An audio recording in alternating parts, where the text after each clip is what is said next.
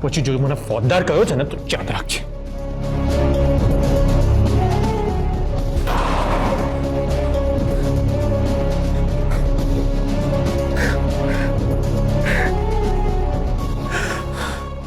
આના કરતા તો મને મારી કેમ ના નાખ્યો.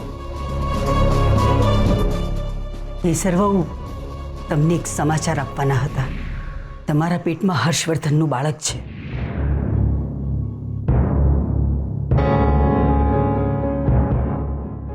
હું શું કહું છું સાંભળો. નથી સાંભળવું મારે તારું કઈ. હું આપણા આપણે છે ને હવે આપણે નથી રહ્યા. હા, એટલે નીકળ અહીંથી.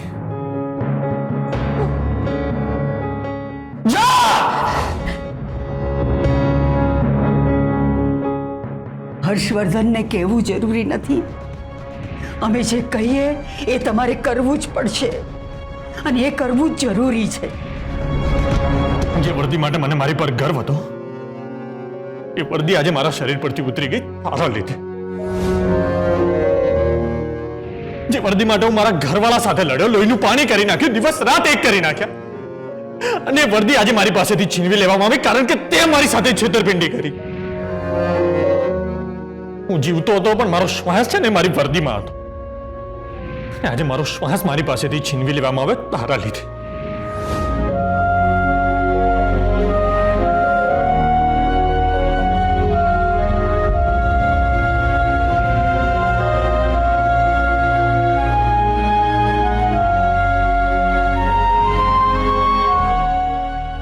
અપાવને મારી મારી વર્દી, મારું પદ, માન, સન્માન અપાવને પાછું. ક્યાંથી અપાવીશ? મારી વર્દી, માન, સન્માન, પદ બધું છે ને મેં સત્યના રસ્તે ચાલીને મેળવ્યું, અને તારે અને સત્યને તો દૂર દૂર સુધી કોઈ સંબંધ નથી. આજ પછી જો મને ફોજદાર કહ્યો છે ને તો યાદ રાખજે.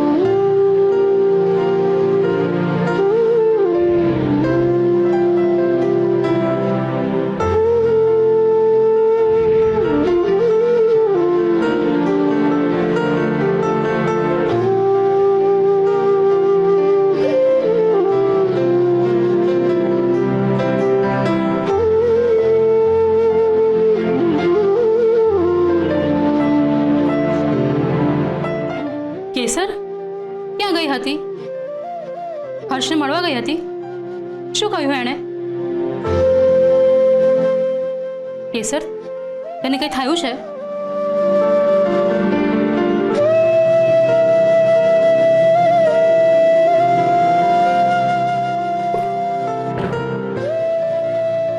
આલે બેટા, પાણી પી.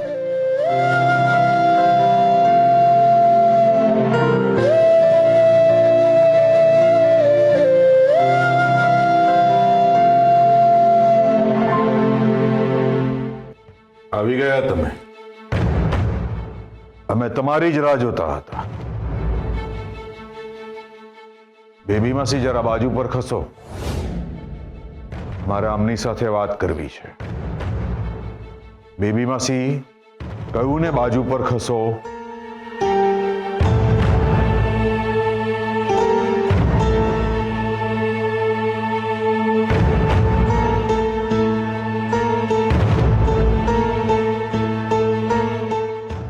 મોં ખોલીએ તો જરા વિચારીને બોલવાનું હોય, અને એમાંય તમારા જેવી પરિસ્થિતિમાં જો કોઈ હોય ને તો એને તો મોં જ ના ખોલવું જોઈએ. પણ તમે તો વેદિકાને ધમકી આપી. હા, શું કહેતા હતા? હાથ પકડ્યો ને લોહી કાઢી નાખ્યું એમ?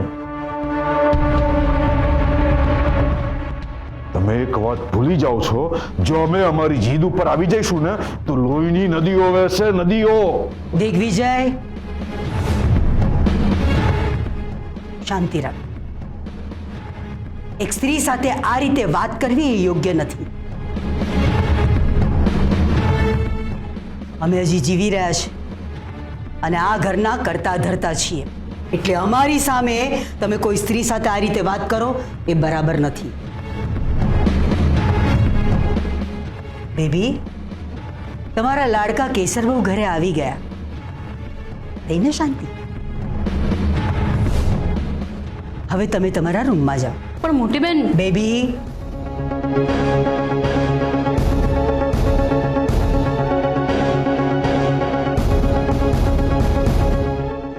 વેદિકા વહુ, તમે પણ જઈ શકો છો. વેદિકા વહુ, દિગ્વિજય તરફ ના જુઓ. અમે કહીએ છીએ કે જાઓ. જાઓ કહ્યું ને.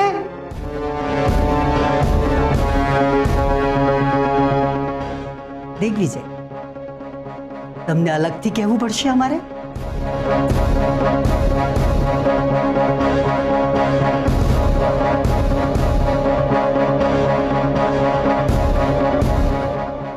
બા, અર્જુનસિંહ અને હર્ષવર્ધનસિંહે ક્યારેક તમારું માન ના રાખ્યું હોય, ક્યારેક તમારા શબ્દો ઉથાપ્યા હોય, એવું બને. અમે એવું ક્યારેય નથી કર્યું.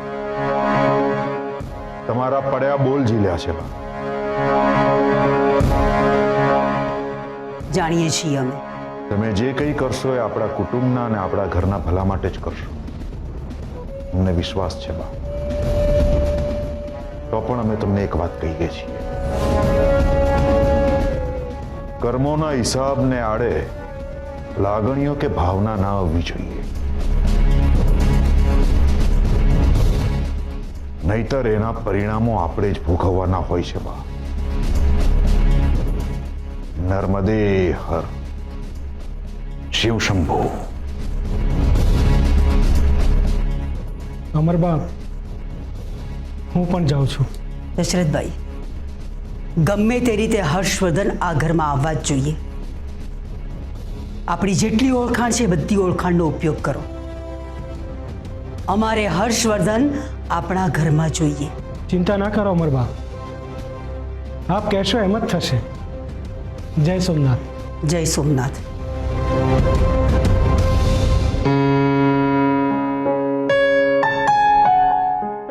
ચલો, તમારા રૂમમાં જઈને આરામ કરો. ચલો.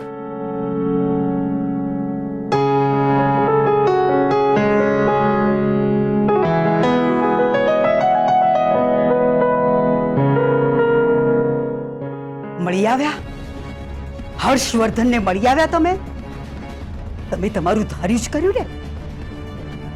એમણે શું કહ્યું, તમે શું કહ્યું એ અમારે સાંભળવું નથી. અને હવે ફક્ત અમે શું કહીએ ને એ ધ્યાનથી સાંભળો. હર્ષવર્ધનને આ જીવન જેલમાં ના રહેવું પડે એ માત્ર ને માત્ર તમારા હાથમાં છે. આ બાળકની વાત જો મીડિયામાં ફેલાઈ જશે ને તો હર્ષવર્ધન જેલમાંથી છૂટશે કે નહીં એક મોટો પ્રશ્ન છે. એવું પણ બને કે તમે હંમેશને માટે હર્ષવર્ધનને ખોઈ બેસશો અને અમે અમારા દીકરાને ખોઈ બેસીશું. અત્યારે તમને કાયદો સમજાવવાનો અમારી પાસે કોઈ સમય નથી. ભલે તમે નાબાલિગ છો, પણ તમારામાં એટલી તો બુદ્ધિ છે કે સારું ને નરસું તમે સમજી શકો છો. એટલે તમારા માટે, આપણા બધાય માટે, ખાસ હર્ષવર્ધન માટે તમારે શું કરવાનું છે એ અમે તમને સમજાવી દીધું છે. એના વિશે વિચાર કરજો. સમજ્યા?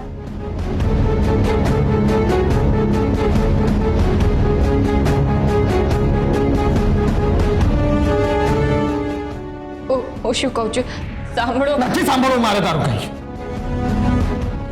હું આપણા આપણે છે ને હવે આપણે નથી રહ્યા. હા, એટલે નીકળ અહીંથી. જા.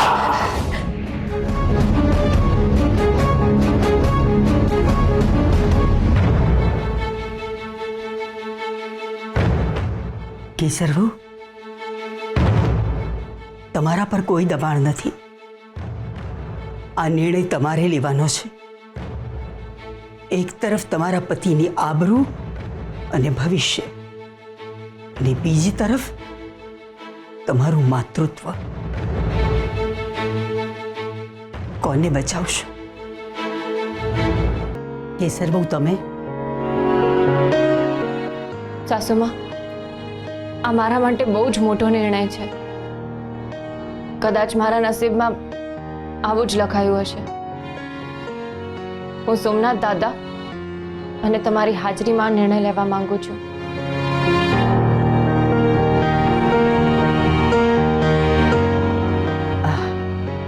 તમે અહીંયા, એટલે કે અમે એમ કહીએ છીએ કે તમારે અહીં શાંતિથી બેસવું હોય તો બેસો. અમારી પૂજા પતી ગઈ છે. અમે અહીં રોકાવા નથી માંગતા. દરેક દીકરીને એવું હોય છે કે મુશ્કેલીના સમયે એની માં એની સાથે હોય, એને આધાર આપવા માટે.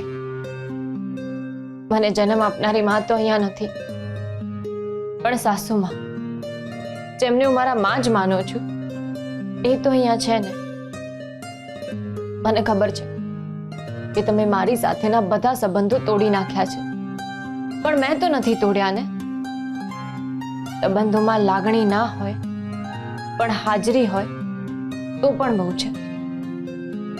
પ્લીઝ સાસુમાં, મારા માટે રોકાઈ જાઓ. આ મારા માટે આટલું સહેલું નથી. મારા માટે શું, કોઈ પણ સ્ત્રી માટે આટલું સહેલું નથી. એક માના હાથે પોતાના આવનારા બાળકનું મૃત્યુ.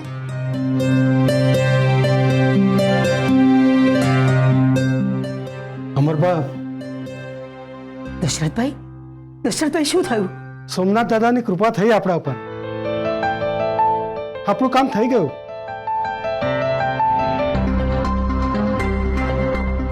Hello sir.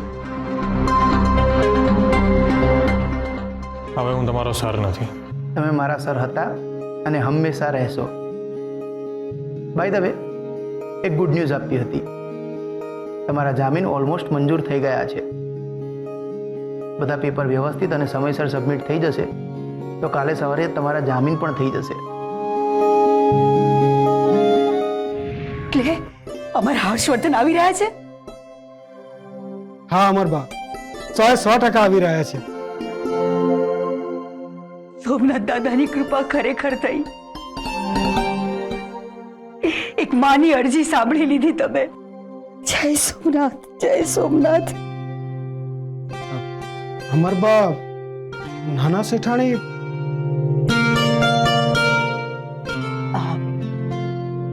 તમે દોડાદોડી કરીને થાકી ગયા હશો.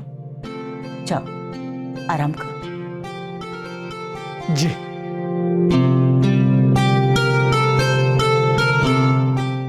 કેસર વહુ, તમે જે અહીંયા નિર્ણય લેવા માટે આવ્યા હતા એ પૂરો કરીને જ અહીંથી જજો. તમારું આવનારું બાળક અમારા હર્ષવર્ધનને ફરીથી જેલમાં પૂરી દેશે. સાસુમાં, એ પાક્કું કાલે પાછા આવી જશે ને? હા. તો પછી હું કાલે એમની સાથે વાત કરીને પછી જ નિર્ણય લઈશ. તમે મળવા ગયા હતા ને એમને? હા, પણ ત્યાં મારી કઈ વાત જ નહોતી થઈ શકી. એમને મને બોલવા જ ના દીધી. એમને મારું કઈ સાંભળ્યું જ નહીં. પણ હવે કાલે પાછા આવવાના છે ને, તો સામસામે બેસીને વાત કરીશું અને પછી નિર્ણય લઈશું. તમે આમ બંને વાતોને મિક્સ ના કરો. અમે તમને પહેલા પણ કહ્યું કે હર્ષવર્ધનને આ વાતની જાણ ના થવી જોઈએ. એ લાગણીશીલ થઈને કોઈ નિર્ણય નહીં લે. પોતાના પગ ઉપર કુહાડી મારવા જેવું છે. કેસર વહુ, તમે સમજો. ના સાસુમાં, સોમનાથ દાદાને પણ ખબર છે કે હું એકલી આ નિર્ણય નહીં લઈ શકું. એટલે જ ખરા સમયે એમના ઘરે પાછા આવવાના સમાચાર મળ્યા છે. અમને પૂછ્યા વગર કોઈ નિર્ણય નહીં લો. સવાલ અમારા બંનેના બાળકનો છે. અમારા માટે પાપ છે. કેસર વહુ, તમે જીદ ના કરો, અમારી વાત સાંભળો. ના સાસુમાં, મેં કહ્યું ને, એમને પૂછ્યા વગર હું કોઈ નિર્ણય નહીં લઈ શકું. સોરી. કેસર વહુ, કેસર વહુ, અમારી વાત સાંભળો. કેસર વહુ,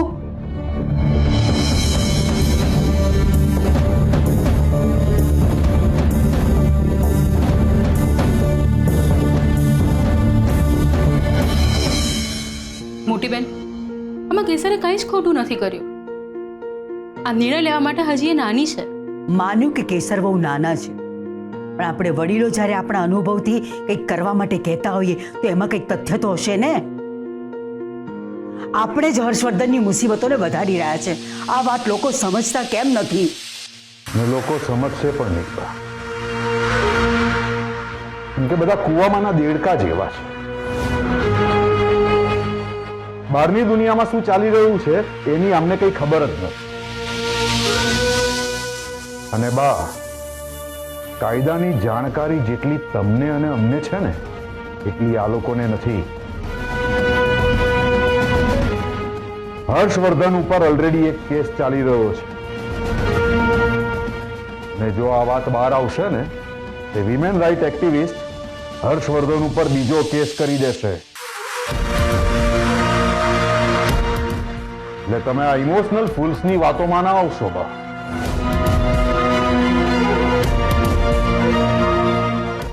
દિગ્વિજય, હું અને મોટી બેન વાત કરી રહ્યા છીએ ને, તમારે વચ્ચે બોલવાની જરૂર નથી. મોટી બેન, તમે અમને કઈ બેબી, આપણી વચ્ચે વાત થઈ ગઈ છે, તમે જઈ શકો છો.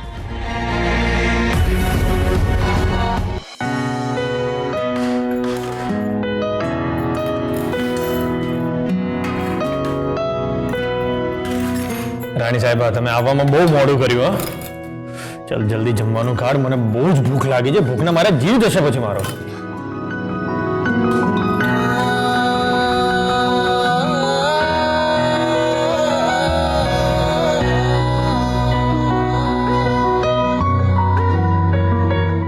એમ થોડી કાંઈ તમારો જીવ જતો રહે. તમારો જીવ તો મારામાં છે ને. અને આ તમારા ખાખી વર્દીવાળા માણસો જ મને આવવા નહોતા દેતા. તમે જ કહ્યું હતું ને કે કેસરની અંદર નહીં આવવા દેવાની. હોતો છે, હું તમને આવવાની ના પાડું? અરે રાણી સાહેબા, તમે મારા પત્ની નહીં, પ્રાણ છો મારા.